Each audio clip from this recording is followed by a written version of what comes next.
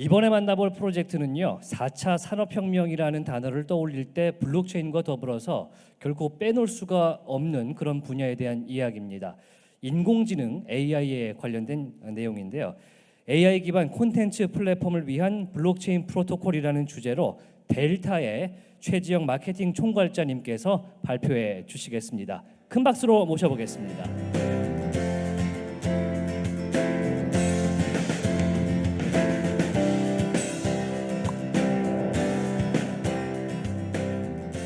안녕하세요. 반갑습니다. 방금 전에 소개받은 프로젝트 델타의 마케팅 총괄을 담당하고 있는 최지영이라고 합니다. 우선 이렇게 많은 투자자분들 앞에서 저희 프로젝트에 대해서 발표할 수 있게 돼서 대단히 영광으로 생각합니다. 저는 2008년부터 지난 10년 동안 스위스 제네바에 있는 유엔에서 근무했었습니다. 여러분들 유엔 하시면 세계 평화를 많이 떠올리실 텐데 세계 평화하기 위해서는 사실 여러 가지 중요한 것들이 많습니다. 지역 개발도 해야 되고요. 건강 문제도 있고 또 빈곤의 문제도 있고 환경의 문제도 있습니다. 그 중에서도 기술의 문제도 굉장히 중요한데요. 제가 10년 동안 유엔에서 근무하면서 주로 했던 업무들은 이 시대에 많이 사용되는 최근의 그런 기술들이 우리 사회와 경제에 어떤 영향을 미치는지, 특별히 4차 산업혁명의 중요한 핵심 중에 하나인 인공지능, 블록체인, 그리고 퀀텀 컴퓨팅에 이르기까지, 또한 스마트 도시, IoT, 빅데이터, 다양한 기술들이 또한 그 서로 융합되는 과정에서 어떤 부분에 또한 기술적인 표준이 필요한지, 그리고 그것들에 대해서 정책적으로는 어떠한 것들이 필요하며 규제는 어떻게 구성돼야 되고, 이런 모든 것들을 위해서 민간과 또 관이 어떻게 협력해야 되는지에 대한 논의들을 전 세계 전문가들과 함께 같이 포럼을 열고, 그리고 유엔의 이름으로 공고안을 만드는 여러 가지 그런 일들을 했었습니다. 그런 일을 하면서 사실은 제가 한 가지 느꼈던 것 중에 재밌는 것 중에 하나는, 우리가 블록체인 컨퍼런스를 가게 되면 다 이런 문제들을 많이 얘기합니다. 뭔가 문제가 있어. 뭔가 불공평해. 뭔가 이건 아닌 것 같아. 재밌는 사실은 그 공공비운들, 제가 만났던 도시정부의 중요한 분들, 그리고 학술기관이라든가 아니면 국제기구에서 만난 많은 전문가분들도 여기 보이는 여러 가지 문제들에 대한 심각한 고민들을 하고 있다는 거죠. 블록체인 부분에 있는 블록체인의 커뮤니티뿐만 아니라 공공기관, 심지어는 규제를 만드는 기관들도 사실 굉장히 같은 부분에 공통 분모에 관심사를 갖고 있다는 것입니다. 그럼에도 불구하고 여전히 블록체인 분야가 규제라든가 이런 부분에 있어서 막혀있는 것도 우리가 모두 다 느끼고 있죠. 그런 부분들에서 왜 그럴까라고 생각을 해봤더니 여러 가지 이유들이 있겠습니다만, 제가 한 가지 생각한 재밌는 이유 중에 하나는, 우리가 정보통신망을 보게 되면은 처음에 통신망 같은 경우는 원래 국가 기반 인프라였죠. 그것들이 80년대, 90년대 지나면서 이런 부분들이 이제 민간화로 넘어왔고, 인터넷도 사실은 미국 국무성에 알파넷이라는 국가 프로젝트를 시작을 했습니다. 심지어는 구글조차도 사실은 NSA와 CIA의 국가의 프로젝트로 사실 시작했죠. 그런데 블록체인은 시작점이 너무나 다르죠. 만약에 블록체인의 시작이 정말로 사람들에게 효율적인 어떤 공공 서비스를 제공하는 부분이라든가 데이터의 어떤 프로텍션이라든가 이런 공공성의 분야로 만약에 시작했다면 지금과 굉장히 다른 그림이지 않을까라는 생각들을 해봅니다. 그래서 우리가 많은 사람들이 블록체인을 과연 어떻게 매스 어덥션 할 것인가, 어떻게 많은 사람들이 사용할 것인가, 규제의 벽을 넘을 것인가 등 많은 얘기들을 하고, 또한 우리가 어떻게 해서 블록체인을 잘 하겠습니다, 블록체인을 가지고 이렇게 잘하겠습니다라고 우리가 많은 컨퍼런스에서 얘기하지만 제 생각에는 어쩌면 그런 것들도 물론 중요합니다만은 정말로 블록체인으로 우리 옆에 있는 내 가족들, 내 친구들, 이 도시를 구성하는 시민들, 그리고 우리가 모두가 함께 체험해야 될 그런 서비스들의 공공성이 가미된 정말 편익들을 제공할 수 있다면, 단순히 공공기관이나 정부에 만족시키기 위한 사업이 아니라 실제로 그런 편익들을 우리가 타겟팅한 그런 서비스가 나오게 된다면 오히려 더 블록체인의 생태계를 같이 키워갈 수 있지 않을까라는 생각들을 해보는데요. 그런 것들을 과연 어떻게 할 수 있을까라는 시작점을 가지고 제가 10년의 유엔 생활을 접고 불과 몇 달 전에 한국으로 와서 다른 창업자분들과 이제 블록체인 프로젝트를 시작하게 되었습니다. 우선 그래서 첫 번째 보게 된 것들이 빅데이터 부분인데요. 빅데이터가 사실 이렇게 되어 있습니다. 여러분 보신 것처럼 대부분의 데이터, 88%의 데이터는 사실 우리가 사용하기 굉장히 힘든 정형화되지 않은 데이터들이 많고요. 12%의 데이터들만이 사실은 구조화돼서 의미 있는 정보와 지식들을 저희에게 제공하고 있습니다.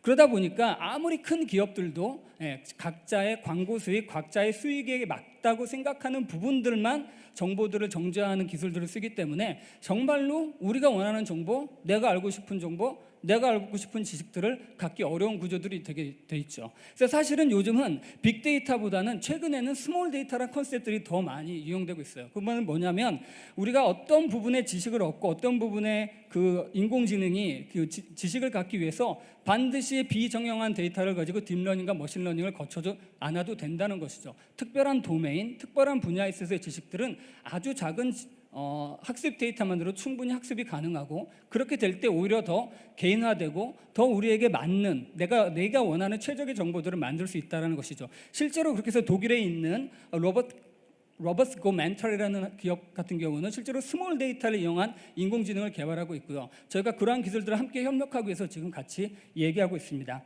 그래서 데이터라는 것은 양이 중요한 것이 아니라 말씀드린 것처럼 우리에게 가장 맞는 정보가 중요하고, 그런 것들은 사실은 실질적으로 사용자들을 통해서 만들어낼 수 있다는 점이죠. 그렇지만 지금 모든 데이터들은 사용자들이 만들어내고 그 사용자들이 만들어낸 데이터로 기업들이 수익을 창출하지만 실제로 그 가운데 우리 사용자들이 갖고 있는 권리들은 점점 더 줄어드는 게 사실이죠. 한 가지 더 재미있는 사실을 알려드리면 인터넷상에서 사용되고 있는 언어의 도표인데요. 인터넷상에 제공되는 정보들 중에 80%에 이르는 정보들은 단 6개의 언어로만 제공되고 있습니다. 영어가 50%가 넘고요. 2위가 러시아어인데 러시아어도 6몇% 정도밖에 되지 않고요. 그다음에 독일어도 비슷한 수준에 있고요. 뭐 일본어, 스페인어 정도 합쳤으면 거의 한 80% 정도가 이 정도의 언어로만 제공이 된다는 점입니다. 전 세계 언어가 5,000개 정도 있다고 합니다. 그런데 단지 5개, 6개의 언어로만 정보가 제공되고 있다면 나머지 언어를 쓰고 있는 사람들에게 인터넷은 아무런 의미가 없죠. 인터넷을 찾아가도 정말 내가 원하는 정보를 찾을 수가 없다면, 내가 쓸 수 있는 언어로 내가 원하는 지식들을 찾을 수 없다면 그 인터넷은 절대로 우리에게 지식과 정보를 통한 산업에 대한 발전과 내 자기 발전을 할 수 없다는 거죠. 저는 이런 점에 착안을 해서 만약에 우리가 새롭게 만들어가는 데이터가 단순히 많은 데이터가 아니라 이렇게 사용되지 않는 언어들로 구성되는 데이터를 만들어 간다면 어떨까라는 부분들을 착안하게 됐는데, 중국어만 해도 13억 명의 인구가 중국어를 쓰고 있지만 인터넷상에서는 3%밖에 볼 수가 없고요. 인도의 전통어인 힌디어 같은 경우는 2억 5천 명이 쓰고 있지만 거의 찾아볼 수가 없고, 아랍어도 3억 명 정도가 사용하고 있습니다. 자, 그런 부분들을 봤을 때 그러한 언어로 된 정형화된 데이터들을 사용자들이 만들어내고 그 사용자들이 만들어낸 데이터로 원하는 지식과 정보를 구할 수 있다면 그것은 완전히 다른 인터넷 세상이 될 것입니다. 제가 이런 얘기를 하면요, 어떤 분들은 일단 한국에서 잘해야 되지 않을까 이런 말씀들을 많이 하시는데요. 제가 10년간 지금까지 제가 해외에서 193개의 회원국들과 함께 보면서 저희가 들었던 생각은 한국은 더 이상 IT 강국이라고 아무도 생각하지 않는다는 거예요. 인터넷이 처음 우리가 붐이 일어났을 때 많은 사람들이 인터넷 써. 한국 가면 인터넷 스피드가 정말 끝내줘. 한국의 인터넷이 너무나 훌륭해 라고 했지만 그 후 10년 뒤 수많은 사람들이, 수많은 다른 나라들이 뭐 AI를 비롯해서 유니콘 기업도 나오고요. 특별히 중국에서. 그리고 정말 혁신적인 기업이 나오는 동안에 대한민국은 해외에 나가도 찾아볼 수 없을 만큼 더 이상 그런 IT 선진국으로 말하기 부끄러울 정도의 그런 상황들이 되었어요. 블록체인도 비슷한 상황이 되지 않을까요? 지금 굉장히 많은 사람들이 블록체인의 붐을 얘기하고 한국이 블록체인의 성지다, 투자자가 엄청나게 모인다고 하지만 정말 우리가 글로벌하게 어떤 문제들을 인식하고 글로벌한 문제들을 우리가 해결할 수 있는 글로벌한 비전을 갖고 있지 않는다면 앞으로 향후에 몇 년 뒤에 또 그런 혁신들은 우리가 빼앗길 수도 있습니다. 그런 면에서 분명히 저는 모든 한국에 있는 블록체인 기업들이 글로벌한 곳에서 문제를 해결할 수 있는 부분을 시작하는 것도 너무나도 중요하다고 생각합니다. 그리고 데이터 소유권에 대한 문제인데요. 아까 전에 첫 번째 발표했던 것도 그렇고 만약에 데이터의 소유에 대한 문제들을 많이 얘기합니다. 데이터들은 우리가 만들어낸 데이터들이지만 제가 아까 말씀드린 구조화된 데이터, 그리고 좀 더 스몰 데이터, 개인에게 더 적당한 데이터가 많이 나오게 된다면 그 데이터의 가치는 훨씬 더 올라가게 되겠죠. 내가 정말 원하는 가치니까. 지금은 데이터를 내가 제공한 것들에 대해서 우리가 무료로 그 서비스를 쓰고 이제 대신 광고를 보게 되는 이제 그런 구조로 되어 있지만 앞으로는 이런 부분들이 분명히 달라져야 된다고 저희가 생각하고 있습니다. 이거는 전체 인터넷 사용자 수인데요, 전 세계에. 아직도 인터넷 사용자는 전체 인구 70억 인구 중에서 반 정도밖에 되지 않습니다. 그 말은 여전히 35억 명의 지구상의 사람들은 인터넷을 만져보지도 않았다는 거죠.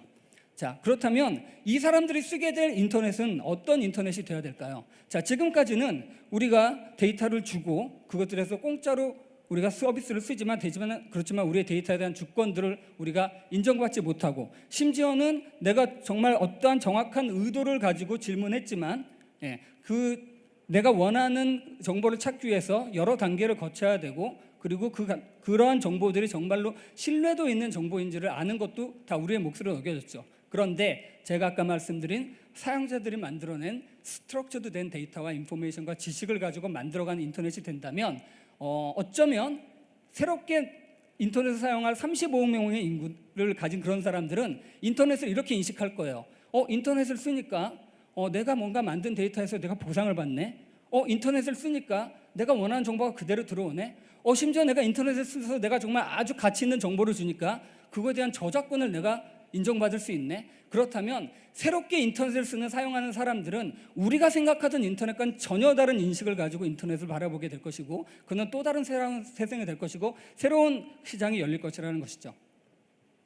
그리고 인공지능에 대한 얘기를 하게 되면 그렇게 수많은 빅데이터들을 가지고 몇몇의 중앙화된 플랫폼들이 지금 현재 그 데이터를 가지고 알고리즘을 개발하고 인공지능을 만듦으로 인해서 인공지능의 시스템이라든가 인공지능의 알고리즘 모든 기술들이 독점화되는 것들에 대한 우려가 많아지고 있습니다. 실제로 최근에 연구에 따르면 인공지능을 개발하는 그 알고리즘을 개발하는 그룹자들의 프로파일이 제한되어 있을 때 실제로 인공지능 자체가 편향적인 정보를 제공한다는 그런 연구 결과가 있습니다. 그 사람들이 아주 극단적인 인종차별주의자가 아니다 할지라도 자라온 환경, 자신이 생각하는 그 사고방식에 갇혀 있다고 한다면, 그렇다면 그 제한된 것 안에서 알고리즘이 그렇게 나올 수 있다는 것이죠. 그래서 그렇다면 우리의 인공지능이 더욱더 객관화되고 편향화되지 않은 인공지능을 만들기 위해서 사용자들이 그런 모든 데이터들을 각자가 함께 클래시파이하고 함께 매핑해서 그 데이터들을 인공지능에 심어주고 인공지능에서 그것들을 학습하게 된다면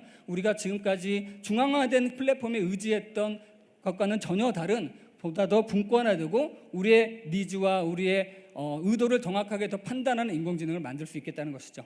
자, 이러한 여러 가지 것들에 대한 조금은 야망찬, 조금은 큰 그림을 가지고 프로젝트 델타가 시작하게 되었습니다. 그래서 저희의 솔루션은 단순하고 명료합니다. 첫 번째로 탈중앙화 플랫폼을 위한 많은 블록체인으로 저희가 블록체인 프로토콜을 저희가 개발하려고 하고 있고요. 실제로 수많은 지식과 정보 콘텐츠를 제작하는 사람들에 대한 저작권, 그리고 그들이 만든 콘텐츠와 지식들이 거래됨에 있어서 스마트 컨트랙트로 안전하게 그리고 투명하게 관리될 수 있는 특화된 블록체인 프로토콜이 저희가 지향하는 점입니다. 그래서 향후에는 이런 스몰 데이터를 기반으로 한 AI 기반의 수많은 콘텐츠 플랫폼들이 디앱의 형태로 나오게 될 텐데요. 실제로 유럽에서는 내 몸의 사이즈와 내 취향에 따른 어떤 쇼핑 정보를 정확하게 제공해주는 그런 쇼핑 플랫폼이라든가, 내가 정말로 개인적으로 원하는 금융 정보를 주는 플랫폼이라든가 다양한 디앱들이 나올 수 있습니다. 그런 모든 디앱들이 함께 사용할 수 있는 콘텐츠 제작자들을 위한 그런 블록체인 프로토콜을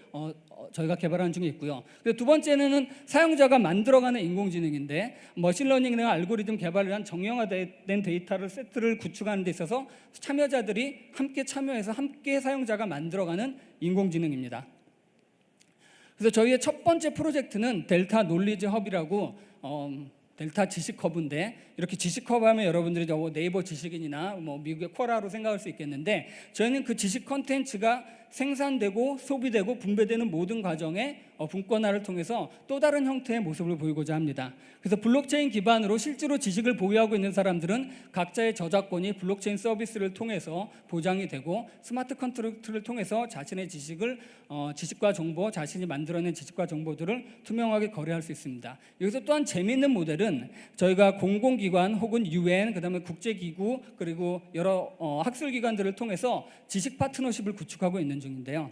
그 지식 파트너십을 구축하는 이유는 수많은 너무나 방대하고 유용한 정보들이 그들에게 있는데 그 정보들이 실제로 잘 익스트랙트 돼서 스트럭처 돼서 나와 있지 않거든요.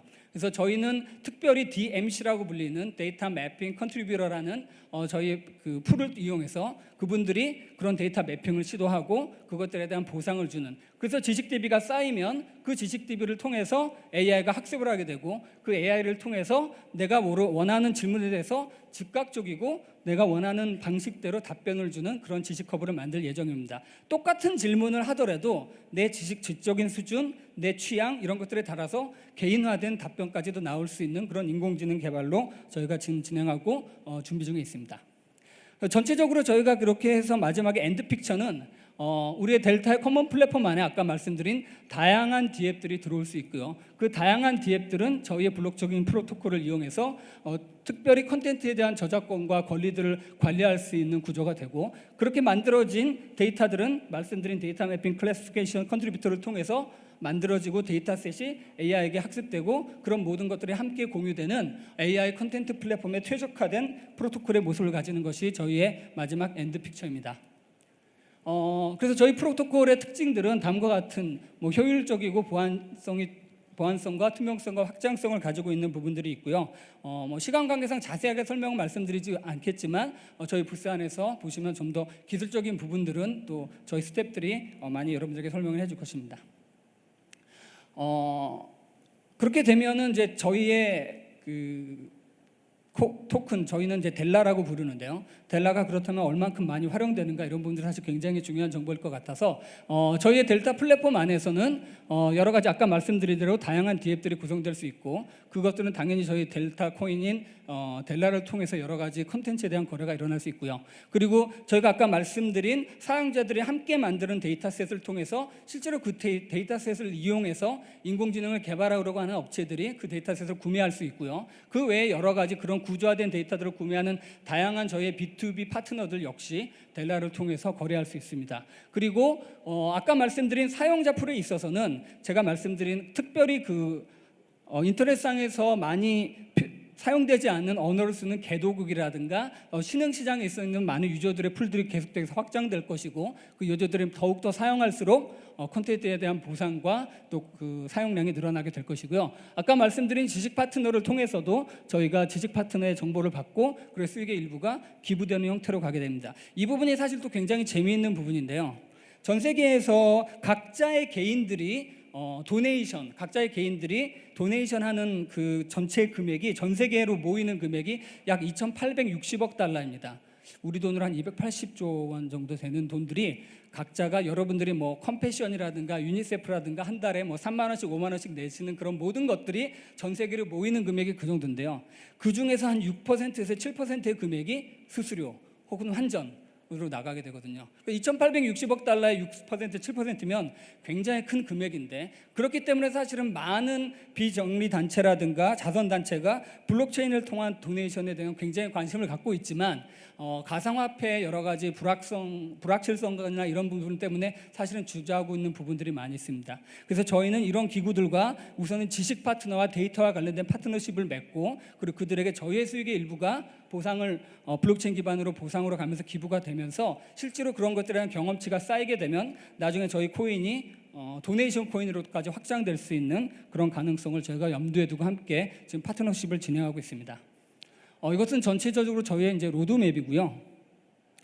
저희 파트너는 이제 여러 기업들이 있습니다. 그리고 AMD를 비롯해서 최근에 저희가 신한금융투자와 MOU를 맺었고요. 제 생각에는 메이저 금융기관에서 같이 하는 ICO 기업으로는 거의 유리하지 않는가 생각이 드는데, 지금 저희가 도움을 받고 있습니다.